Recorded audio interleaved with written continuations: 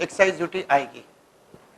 Second, ढंग से देखिएगा, excise duty liability arises if goods are transferred to domestic tariff area DTA, and तीसरा no excise duty। तो एक बात इस बोर्ड से क्लियर हो गई, एक्साइज ड्यूटी कहाँ कहाँ लगेगी। सबसे पहले तो यही मन में आना चाहिए, एक्साइज ड्यूटी कहाँ लगेगी। किसी भी स्टेट में इंडिया के बनाओ एक्साइज ड्यूटी लगेगी। 100% ईओ में बनाओगे तो एक्साइज ड्यूटी लगेगी नहीं, क्योंकि लास्ट में एक वर्ड है, देखो, if, round about if goods are transfer to DT का मतलब समझते हो, डोमेस्टिक एरिया। मतलब मान लो बगल वाले बिल्डिंग ईओयू है और ये हमारा क्या है, कलकत्ता है, वहां से कलकत्ता में ट्रांसफर करोगे तो एक्साइज लगेगा, पर उसी बिल्डिंग से अगर अमेरिका गुड्स को भेज दोगे तो एक्साइज नहीं लगेगा। याद रखना, ऐसी चुपचाप बैठ जाने का। एग्जाम में 2 नंबर का क्वेश्चन फाइनल का इंपॉर्टेंट क्वेश्चन है, goods are manufactured in SCZ, what is the excise duty liability, clearly says there will be no excise. Why, question ऐसा नहीं, व्हाई हमेशा ये मत लिखना no, full stop. Excise duty will not leviable if the goods are manufactured in special economic zone because SEZ is exclusively excluded from the definition of India। जब वो India में ही नहीं है तो एक्साइज की बात कहां से आती है। ठीक, ये हाँ बोलो बेटा, ठंडी लग रही है बहुत जोर, बंद नहीं कराते हैं, नहीं तो बाकी सबको गर्मी।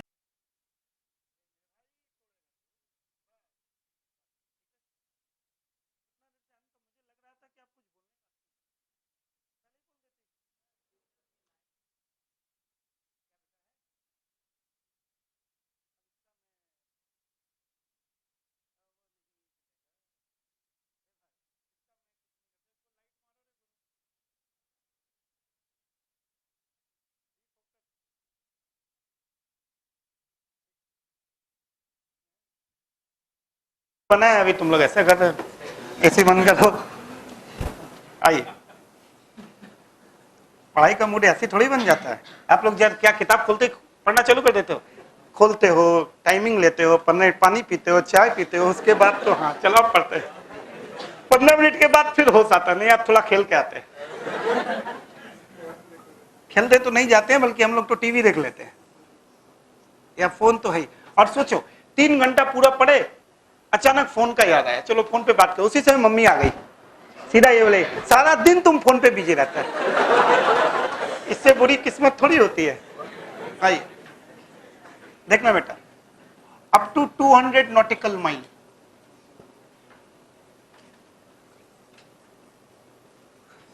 एंड above 200 nautical miles, ये वाटर थ्योरी है बेटा।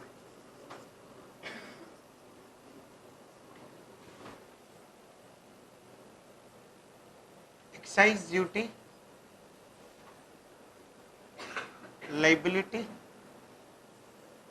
arises, no excise duty. अब आप सोच रहे होंगे 12 नॉटिकल लाइन बोले थे आप, यहाँ 200 क्यों ड्रॉ कर दिए, बताऊंगा। ये मैरीटाइम जोन है, 2008 के कॉन्स्टिट्यूशन में इंडिया ने अपनी डेफिनेशन को चेंज किया, उसका ये रिजल्ट है। ठीक, तो याद रखना 200 नॉटिकल माइल। अगर आपको माइल्स में दिक्कत हो तो यहाँ लिख लेना बेटा, 1 nautical mile is equal to 1.1515 miles is equal to 1.853 kilometre.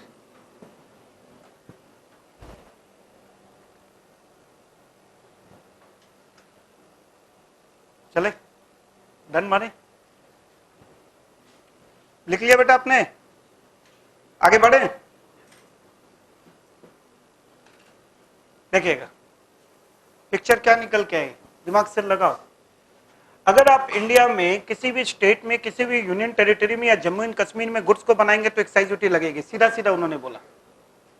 100% EOU, ईएचटीपी, STP, BTP में बनाएंगे तो लगेगा। अगर गुड्स कहां पे आ रहा है, डीटीए में, पर अगर मैं बोलूं वहीं से गुड्स एक्सपोर्ट हो रहा है तो क्या एक्साइज ड्यूटी लगेगी? नहीं। एससीजेड में बनाओ, आराम से प्यार से रहो, आपको ड्यूटी नहीं लगे। एक्साइज का फायदा, और ड्यूटी में आपने एक सेक्शन पढ़ा होगा, section 10 double A, tax holiday, वहां पे इसको इनकम टैक्स में फायदा, डबल फायदे होते हैं। चलिए, अगर आपने गुड्स को बनाया 100 नॉटिकल माइल्स, अब पानी के भीतर कोई गुड्स बनाता है क्या? है? नहीं बनाएगा। पर क्यों ऐसा डेफिनेशन है? आपने मुंबई हाई का नाम सुना है, जहां से पेट्रोलियम और नेचुरल गैस निकलता है? That is near about 170 nautical miles from the base line. वहां पे क्या होता है? ऑयल का एक्सट्रैक्शन होता है, प्रोस्पेक्टिंग होता है। तो जो ऑयल एक्सट्रैक्शन एंड प्रोस्पेक्टिंग होती है, उसको इंडिया की डेफिनेशन में इसलिए लिखा गया, अगर मैं वहां इंडिया नहीं लिखता तो उसे इंपोर्ट एक्सपोर्ट मानना पड़ता, इंपोर्ट पे ड्यूटी लगती, पेट्रोल का दाम और बढ़ जाता। इसलिए उन्होंने कहा भाई तुम वहां पे उसे इंडिया ही मानो, तो हम इंपोर्ट ड्यूटी से बच जाएंगे, पेट्रोल का दाम थोड़ा तो कंट्रोल होगा। इसलिए 200 नॉटिकल माइल पकड़ा गया। पर वहां पानी में कुछ बनता नहीं है, अभी मुझे भी पता और आपको भी पता। रियल डेफिनेशन तो जो होती है वो 12 नॉटिकल माइल तक होती है। आगे बढ़े, याद रखना 200 के बाहर नो एक्साइज, 200 के भीतर एक्साइज। आइए,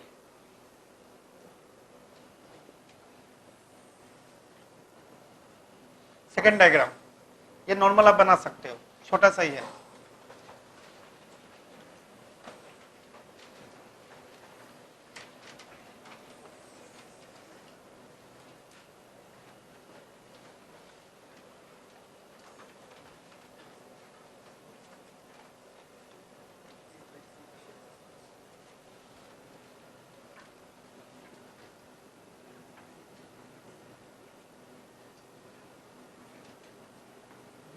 ये जो बोर्ड पे बन रहा है, ये एक्साइज और कस्टम और इनकम टैक्स, सर्विस टैक्स सब जगह काम आएगा। ये थ्योरी, ये बोर्ड वाली पांचों एक्ट में काम आ जाएगी आपके। Indian territorial water, second one is called Indian custom water, third one is called exclusive economic zone,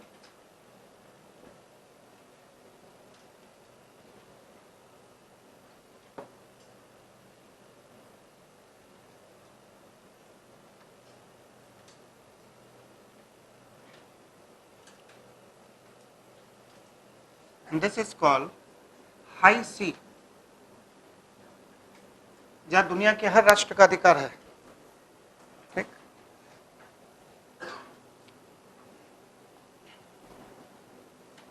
ये 12 नॉटिकल माइल्स तक है। ठीक, ये 24 नॉटिकल माइल्स तक है। ये 200 नॉटिकल माइल्स तक है।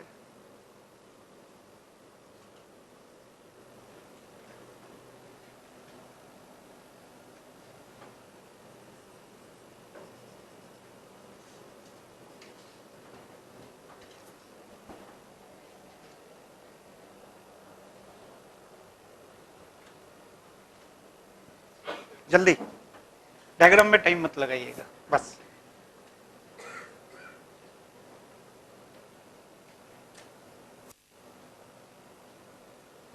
देखो, आप नीचे लिख लेना, India includes Indian territorial water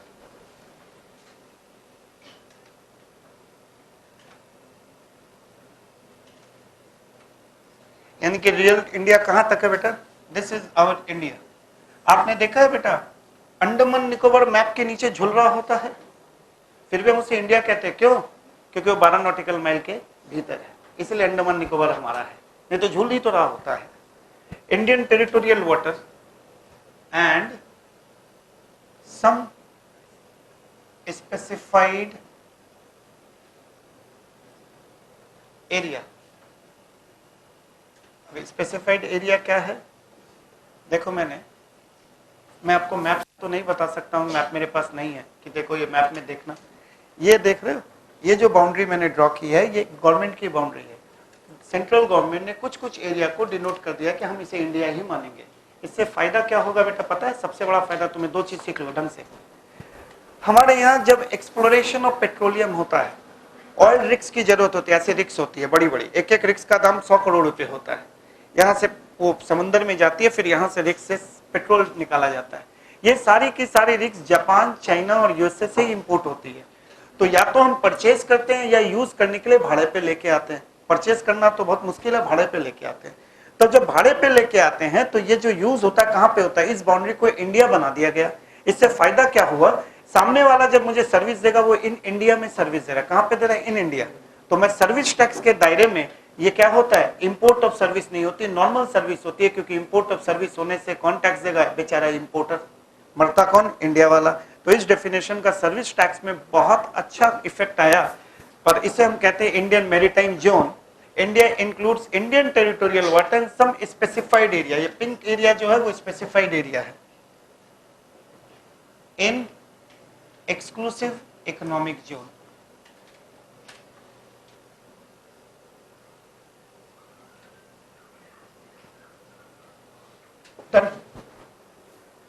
आपसे कोई पूछे यहाँ पे गुड्स मैन्युफैक्चर होगा, इंडिया में होगा या इंडिया के बाहर, एक्साइज ड्यूटी लगेगी या नहीं लगेगी, ढंग से बोलो। यहाँ पे लगेगी, यहाँ पे लगेगी। और अगर वो नॉन स्पेसिफाइड एरिया हुआ तो लगेगी, एक्साइज ड्यूटी नहीं लगेगी। इसलिए डेफिनेशन इतनी इंपॉर्टेंट बनती है। हटा दूं, देखिए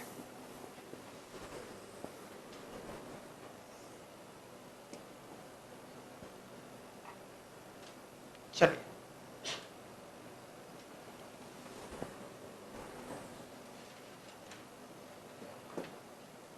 बताइए। तो start with again this point again. Excise duty is on manufacturing of excisable goods in India. Are you everybody is clear with India word?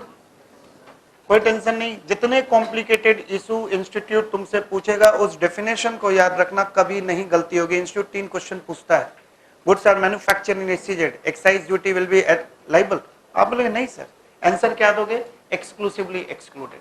दूसरा तुमसे पूछेगा goods are manufactured in 100% EOU, duty is liability arises, आप answer दोगे क्या, no से करोगे या yes करोगे, पहले ये बताओ। स्टार्ट करोगे नो से, no. But if the goods are delivered to DTA then excise duty will be leviable. और पूछेगा जम्मू एंड कश्मीर में गुड्स बनाए तो सर्विस एक्साइज ड्यूटी दोगे, बोला हाँ देंगे। क्वेश्चन यही हो सकते हैं ज्यादा से ज्यादा। चलिए अब हम एक्साइजेबल गुड्स की बात करें। तुम देखते अगर मैं चाहता तो मैं यहाँ पे भी गुड्स को लिख सकता था, पर मैंने इसको कंटिन्यू नहीं किया। मैंने एक्साइजेबल ऊपर लिखा और नीचे गुड्स लिखा। यानी कि तुम्हें अभी आपको गुड एक्साइजेबल नहीं सीखना है, अभी आपको क्या सीखना है, गुड्स। आ जाओ डायग्राम में आ जाइए।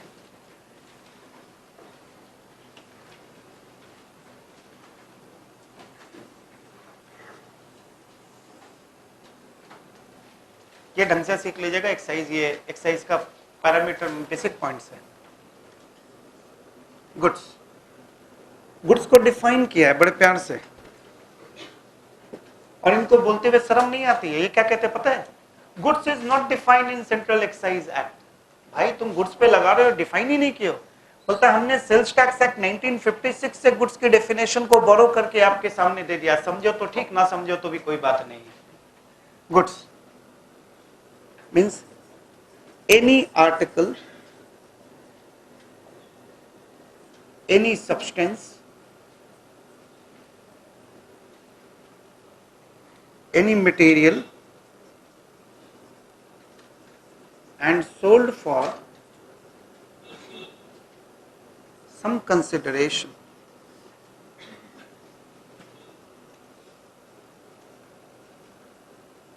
Sold for some consideration.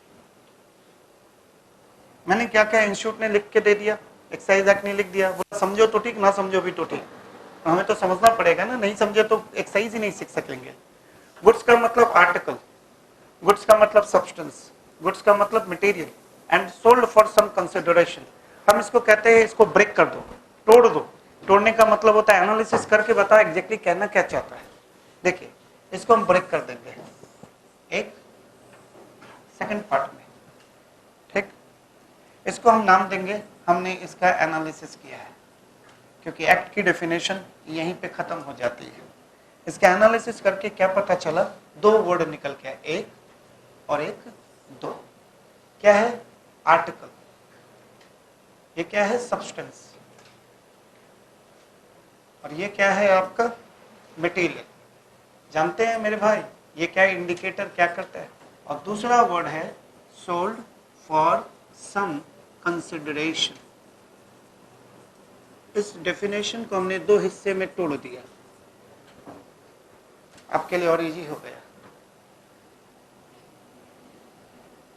जब हम कहते हैं आर्टिकल, मटेरियल और सब्सटेंस, इट इंडिकेट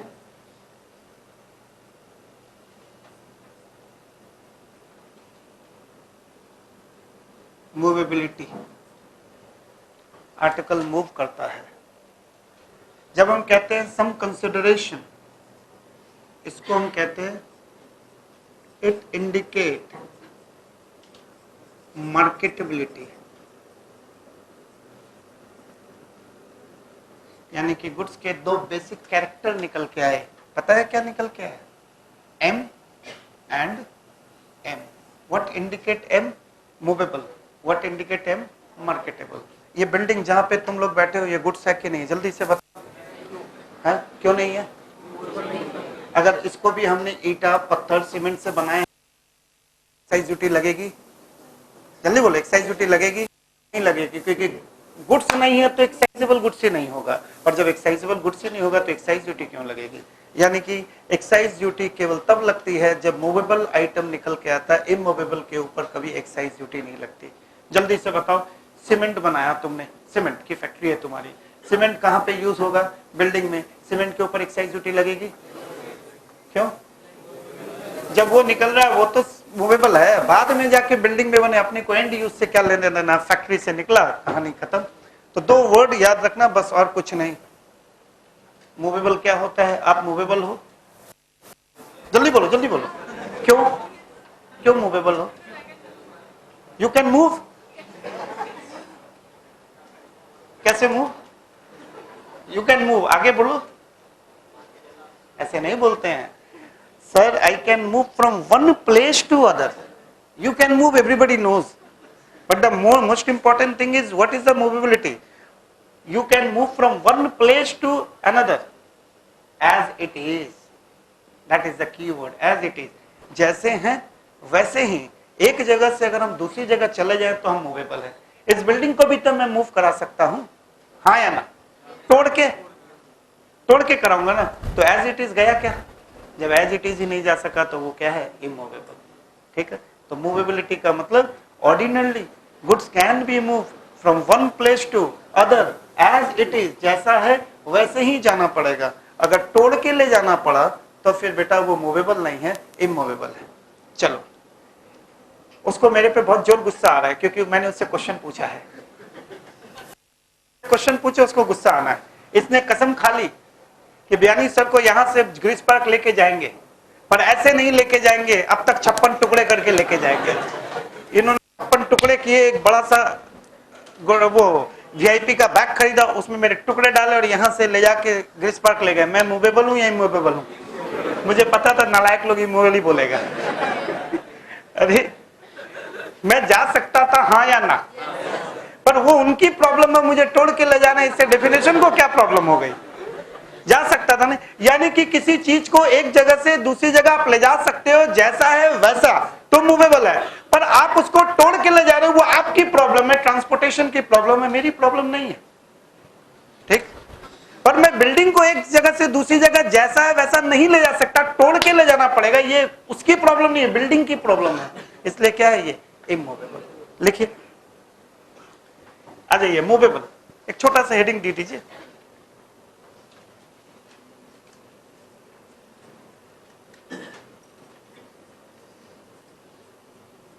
हमने कभी भी इस वर्ड को इतनी इज्जत नहीं दी, सही बात बता रहा हूं। ऑर्डिनरी वर्ड है ना, तो हमने ऑर्डिनरी तरीके से इसे छोड़ दिया है खड़ा।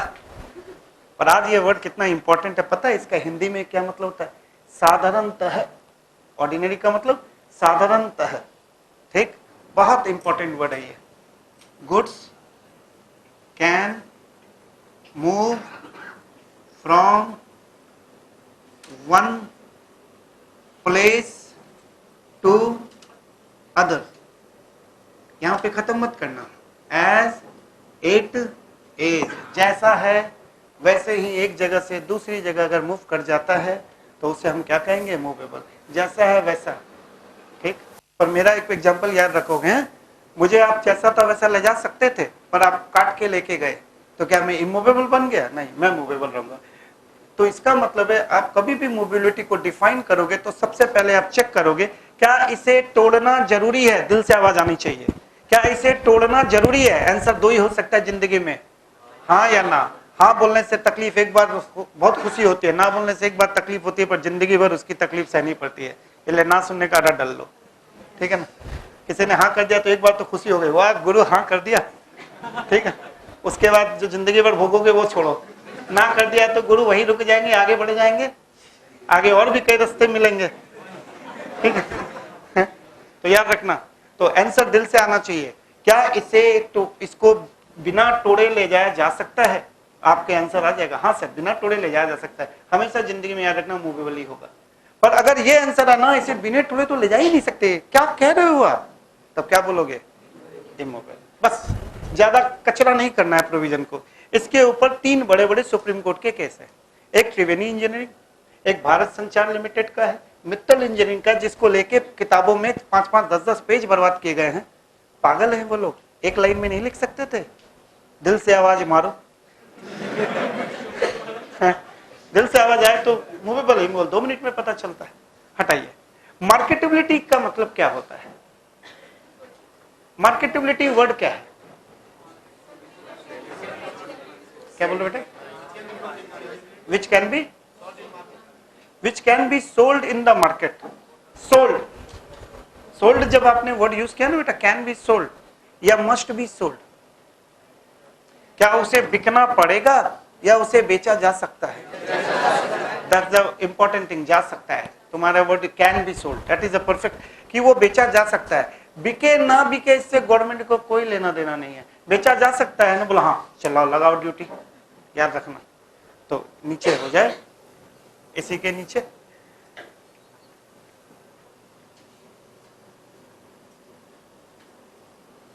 ऑर्डिनरली, साधारणता है, goods can B bought and sold, goods can be bought and sold as it is, जैसा है वैसे ही खरीदा और बेचा जा सकता है। दैट इज मोर इंपॉर्टेंट, और कुछ देखने की जरूरत नहीं है। साधारणतः goods can be bought and sold as it is. याद रखेगा, ऊपर वाला पॉइंट और नीचे वाला, ये आपका हो गया गुड्स। ठीक, लीजिए मैट खोलिएगा।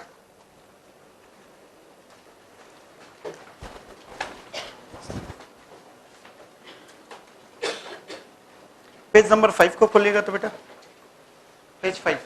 मैट नहीं लिया है तुम लोग? कहाँ गया बिजन? इलिस्ट्रेशन 1 नीचे दिखाया, उनको दो यार, जल्दी से पेंसिल उठाइएगा या पेन उठाइएगा। रेड पेन यूज करिए हमेशा। एक आईडीटी में, डीटी में रेड पेन का बहुत बड़ा वैल्यू होता है। Please give me answer. Mister X manufactured certain goods in the factory, पहले हेडिंग देखिए, are the following liable to excise duty, yes और नो में आंसर आना चाहिए। Mister X manufactured certain goods in a factory located in SCZ, yes और no? और no में answer छोड़ोगे या आगे कंटिन्यू करोगे?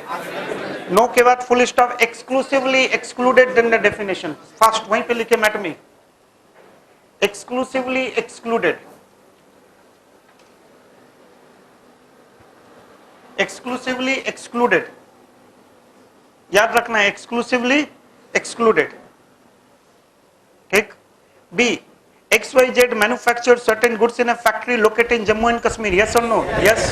The central government is engaged in the manufacturing of certain goods. एक बात सुन लीजिए, दिमाग में डाल लीजिए, ऐसा नहीं है कि मैं ही नालायक हूं, मैं ही बनाऊंगा तो एक्साइज ड्यूटी दूंगा। गवर्नमेंट भी नालायक है, वो भी बनाएगी तो एक्साइज ड्यूटी देगी। याद रखना, गवर्नमेंट एंड नॉन गवर्नमेंट दोनों के लिए रूल एक ही हैं। यस करिएगा। The state government is engage in manufacturing of salt, इसको होल्ड करके रखो, सॉल्ट को होल्ड करो, बाद में देखेंगे। बाहर एक्सपोर्ट, नाम भी अच्छा है। A 100% EOU manufacture goods and sale some goods in other place India, yes और नो? इंडिया के डेफिनेशन में आ गया ना, ट्रांसफर टू DTA, यस। पर जब ऐसे क्वेश्चन आए ना तो थोड़ा सा ध्यान रखना है, अभी तो हमारे पास समय कम है, आपको ध्यान रखना है कि यस और नो कभी ना लिखो। यस नो तो बहुत अच्छी बात है, आपको एक बार में सीख गए, पर साथ में रीजन दो। जैसे हमने इसके लिए लिखा तो आप क्या लिखोगे? goods are manufactured in 100% EOU will be chargeable to excise duty if goods are transferred to DTA. ये आंसर होना चाहिए. आइए नेक्स्ट. पानी limited manufacture certain goods in sea water within 10 nautical miles. Yes और no? Yes. अब ठीक है. EEZ limited manufacture certain goods in non notified area of continental shelf. Non notified area continental shelf. Continental shelf का मतलब होता है 24 nautical miles. वहां लिख लो कॉन्टिनेंटल शेल्फ का मतलब कस्टम वाटर. कॉन्टिनेंटल शेल्फ का मतलब कस्टम वाटर. तो बेटा एक बात बताओ, 12 नॉटिकल माइल के बाहर कहीं पे भी लग जाएगा या स्पेसिफाइड एरिया में लगेगा? बस आंसर आ गया आपका. चलिए नेक्स्ट क्वेश्चन. मेसर चीज limited manufacture certain goods in notified designated area 210 nautical miles. Yes और नो? 200 के बाहर तो लगना ही नहीं है. ठीक. पॉइंट नंबर आई के बाद छोड़िएगा, जे में आइएगा. Wine limited manufacture alcohol and wine and other similar product. Yes और नो? आंसर दो होंगे. पहला, ऊपर के क्वेश्चन एकदम ऊपर में जाओ, टॉप में क्या पूछा है question? Central excise duty. Wine और लीकर में एक्साइज सेंट्रल लगता है या स्टेट लगता है? तो आंसर नो से स्टार्ट होगा. आंसर लिखोगे नो, फिर फुल स्टॉप करके लिखोगे state excise duty will be leviable. No लिखो फिर फुल स्टॉप करके क्या लिखोगे? State excise duty will be leviable. Done है? State excise duty liquor. इसको बेटा एंट्री नंबर 51 कहते हैं, बाद में लिखा दूंगा. आगे बढ़िएगा. Medicos Limited manufacture medical and cosmetic product which contain alcohol. जल्दी से बोलो, सेंट्रल एक्साइज लगेगा स्टेट लगेगा? कितने लोग हैं एक्साइज स्टेट में? बेटा जो हम दवाई पीते हैं उसमें अल्कोहल होता है, पता है ना? जो बाम लगाते हैं उसमें ओपियम और नार्कोटिक होता है. इसलिए जब मणिपुर, इम्फाल, नागालैंड में जाओगे तो वहां लोग बाम खा के नशा करते हैं. ठीक है, उसमें इतनी ओपियम होती है. तो उसका मतलब क्या है? माना कि अल्कोहल के ऊपर स्टेट लगता है, लिकर पे लगता है, पर दवाई के भीतर अगर अल्कोहल है तो कौन सा लगेगा? सेंट्रल. लिखो सेंट्रल. यस. ठीक. आगे बढ़िएगा. एक बार के लिए वहीं रुक जाइए. अब हमारा वर्ड कहां से स्टार्ट हो रहा है? आइएगा देखिए. Excise duty is manufacturing of excisable goods. Clear है? दो वर्ड बताओ खाली गुड्स का, main word movable and marketable. चलिए अब एक्साइजेबल गुड्स, क्योंकि एक्साइज का तो मेन मुद्दा वही है. यस. ओपन पेज नंबर, बेटा ओपन पेज नंबर 12.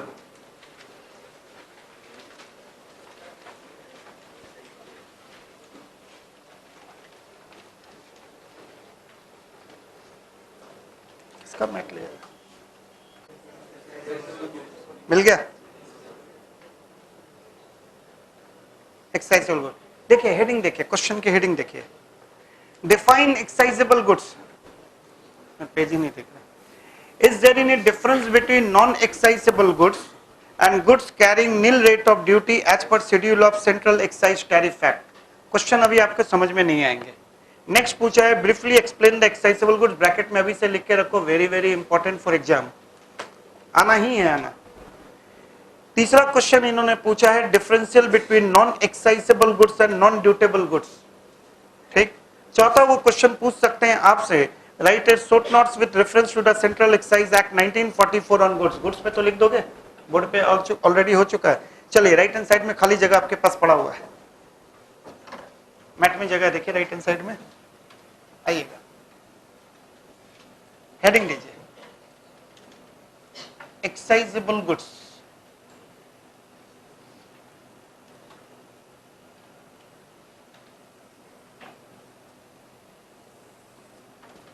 सबसे पहले आप देखो गुड्स की डेफिनेशन के दो कैरेक्टर तो हमें पहले से मिले हुए हैं, मूवेबल एंड मार्केटेबल. खाली एक वर्ड हमारे पास नया आया है एक्साइजेबल. इस लाइन को ऐसे सीख लो एक बार में. वो गुड्स, याद रखना, वो गुड्स जो सेंट्रल एक्साइज टैरिफ एक्ट में जिसका नाम, जिसका पता, जिसका एड्रेस, जिसका फोन नंबर दिया होगा, वही बंदा कौन होगा? एक्साइजेबल गुड्स होगा. कहानी खत्म, पैसा है. क्या बोलोगे? गुड्स. गुड्स बोलते ही दिल से आवाज आएगी मूवेबल मार्केटेबल था ही. वो गुड्स जिसका नाम, जिसका पता, फोन नंबर, मेल आईडी, किसी टैरिफ फैक्ट में अगर लिखा हुआ है तब वो कौन से गुड्स हो गए? एक्साइजेबल। यानी कि वो goods, name and description of the goods given in the schedule of the सीटा देन द एक्साइजेबल गुड्स। वो गुड जो सीटा में जिसका नाम नहीं है, गुड्स तो हो सकता है पर वो कभी जिंदगी में एक्साइजेबल गुड्स नहीं हो सकता है। हो सकता है ना, आपने एक गुड्स बनाया, वो मूवेबल है, मार्केटेबल है, पर उसका नाम पता एड्रेस सीटा में नहीं दिया हुआ है, तो क्या उसके ऊपर ड्यूटी लगाएंगे? नहीं। उल्टा बोलते हैं तो बेटा सीटा में दिया हुआ है नाम पता पर मार्केटेबल नहीं है, तो क्या लगाएंगे? जिंदगी में मत लगा देना, क्योंकि मार्केटेबल ही नहीं है तो गुड्स की पहली कैरेक्टर ही को वो खत्म कर देता है। रिमेंबर द वर्ड्स, एक्साइजेबल लिखने के दो तरीके हैं। Number 1, excisable goods are those goods which are given in the first and second schedule of central excise tariff act 1985। ठीक, कई लोग ऐसे लिखेंगे excisable goods are those goods which are movable marketable. आप कभी गलती से मत करना, क्योंकि आप अगर मूवेबल मार्केटेबल लिखते हो तो इसका मतलब आपका ज्ञान पीछे का अधूरा है। क्यों मूवेबल मार्केटेबल क्यों लिखोगे आप? क्योंकि गुड्स का मतलब ही तो मूवेबल मार्केटेबल होता है। इसलिए एक मंत्र सीख लो, एग्जाम में अगर एक्साइजेबल गुड्स की डेफिनेशन आए, डायरेक्ट एक्साइजेबल नहीं लिखना, पहले गुड्स लिखना और बाद में एक्साइजेबल लिखना। आपका नंबर कहीं नहीं जाएगा, टीचर को भी समझ में आएगा, हाँ इसको ये पता है कि एक्साइजेबल में हमें ये वर्ड नहीं लिखना था। 2 मिनट ही तो एक्स्ट्रा लगेगा गुड्स की डेफिनेशन लिखने, मूवेबल मार्केटेबल कितना टाइम लगा? लिखिए एक्साइजेबल गुड्स। आप उस पेज को फॉलो भी करिएगा थोड़ा साथ में। देखो लेफ्ट हैंड साइड में स्टार्ट करिए, पॉइंट नंबर 1। बेटा अभी लिखो मत, एक बार मैथ पढ़ते हैं, थोड़ा तो मैथ दिए वो भी पढ़ लो यार। Point number 1, to be leviable. Leviable का मतलब बेटा, लिवाइड मतलब लगाना, हिंदी में लिख के रखो सारे वर्ड, लगाना। To be leviable, to excise duty, comma, an article must be excisable goods. यानी कि ड्यूटी लगाने के लिए उस आर्टिकल का एक्साइजेबल होना बहुत जरूरी है। अगर एक्साइजेबल नहीं है तो नहीं लगेगा। और एक्साइजेबल हंसते हंसते याद करके जाना, वो गुड्स जिसका नाम पता, एग्जाम में मत लिख के आना ये सब, हाँ ये आपके लिए है, जिसका नाम पता, फोन नंबर, मेल आईडी कहाँ पे है, टैरिफ एक्ट में है, वो एक्साइजेबल है। ठीक है, एक्साइजेबल गुड्स देखो कितने अच्छे से लिखा हुआ। Excisable goods means goods specified in, कहाँ पे, first schedule and second schedule to central excise tariff act as, उसके बाद वाला तुम्हें कम समझ में आएगा, as being subject to duty of excise and include salt. यानी कि सॉल्ट के ऊपर भी ड्यूटी लगती है, याद रखना। जब हमारा 1944 का एक्ट खोलोगे तो वहां लिखा रहेगा एक्सक्लूडिंग सॉल्ट। पहले तो समंदर के किनारे खड़े हो जाते थे, पानी आता था, सॉल्ट निकल जाता था। आजकल तो बनता है टाटा नमक, हाँ तो टाटा नमक बनाएगा तो क्या लगेगा, ड्यूटी लगेगी, इसलिए इंक्लूडिंग सॉल्ट। पर अभी भी स्टेट गवर्नमेंट अगर सॉल्ट बनाती है ना, देखा करो राशन के दुकान में स्टेट गवर्नमेंट के नमक आते हैं, उसके ऊपर एक्साइज नहीं लगती है। पर वे टाटा नमक बनाएगा तो उसके ऊपर एक्साइज ड्यूटी लगेगी, ध्यान रखना है, ठीक है ना। तो हम क्या, अब यहाँ पे आ जाओ, अब यहाँ पे क्या लिखेंगे, देखो एकदम शॉर्टकट, एग्जाम के पहले पढ़ने का कहानी। Specified in first and second schedule of CETA, ठीक है ना। इसका मतलब स्पेसिफाइड का मतलब name and address and description, phone number is given, ठीक है। उसके बाद इसको कंटिन्यू कर लेना, being subject to a duty of excise, full stop, this is your excisable goods, ठीक है। Specified in first and second schedule of CETA being subject to a duty of excise. इसका मतलब देखो, इसका मैं मतलब आपको दिखा देता हूं। इसको क्या बोलोगे बेटा, एनालिसिस।